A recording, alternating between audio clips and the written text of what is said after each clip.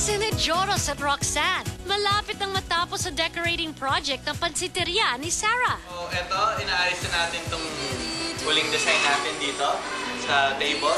Baga, ito yung magdadagdag pampagana to dahil sa tingin ko, after nito, itong maliliit naman, Lagyan natin na maliliit. Maliliit din na flowers. Ayan, diba? Ang ganda. Ito. Ang soft. Ilagay na natin to dito. Ayan. At syempre meron ganyan. Dapat meron din yung ibaba. Sa tingin ko talaga, na-achieve natin dahil kita-kita ninyo yung orange, yellow, and red. At the same time, yung pagkalapit nito sa nature. Tapos meron pa, yung appetite mo, mas gaganahan ka rin kumain. Nagkakulay pa niya yung pansit, Refreshing and relaxing dahil may mga flowers. At unique and funky kahit native dahil merong luma yung basket kung iisipin mo pero ginawa ng paraan. Maging pan.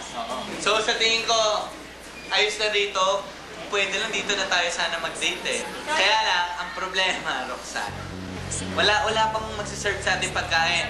At umalis na tayo bago dumating si Sarah. Tara! Enjoy tayo ngayon, pero kailangan ko nang ihatid kita sa lola mo at lolo. Kasi hinihintay ka na. Pero bago yan, Sarah. Dilay, alam mo, dahil mahilig na sumali sa mga singing contest, syempre dapat may dating ka on stage. Kaya, eto, para sa'yo. Susuotin mo to, Sa susunod na singing contest na sasalihan mo, dapat ganyan ang outfit mo. Yes! And meron kang Dilay dito. Sana makanood ka ng concert ko this 30. So, para sa'yo, ticket. Yan. Ayan. Sa the other side. Nood po kayo. September 30. 8 p.m.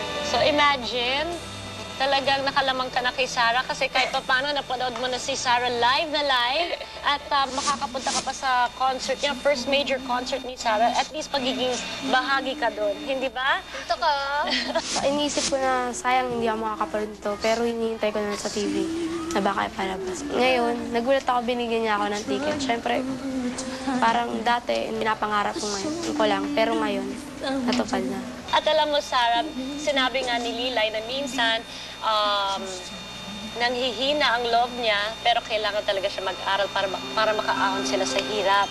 Kaya nag-imbita po kami ng kaibigan mula sa STI. Dahil Philip ko sa kakayahan mo, bibigyan ka namin ng scholarship mula sa STI College Cubao. So pwede ka mamili ng kahit anong 4-year or 2-year course na gusto mo. Sagot po namin lahat para sa'yo. Kasi may isang tao na nagmalasakit po sa akin para makapagtapos po ako po. Maiahang ko sa hirap yung pamilya ko. Lilay, before we go, ano bang gusto mo sabihin kay Sarah?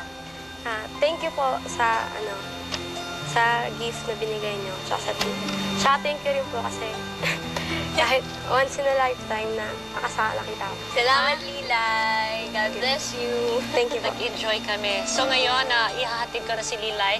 Pero mamaya mga kaibigan, si Sarah naman, babalik siya sa pansiteria nila. Ano kaya magiging itsura nun? Uy, nako, I'm sure maganda yan. Native. Native daw ang sinabi nila. Pagkatapos makasama ang kanyang idolo, inihatid namin si Lilay sa bahay nila sa Cubao para makilala ko naman ang mga taong nag-aruga sa kanya. Lola! Lola, kumusta na po kayo?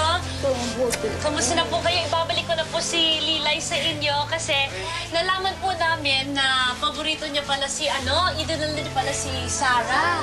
So kasama po namin si Sarah Geronimo sa mga rehearsals niya at Lola, kasi nalaman po namin na kayo po talaga ang nag-alaga kay Lilay mula nung bata pa siya. At kaya naisipan po namin na bigyan po kayo ng konting tulong. Bibigyan po namin kayo ng konting groceries na nandito ngayon.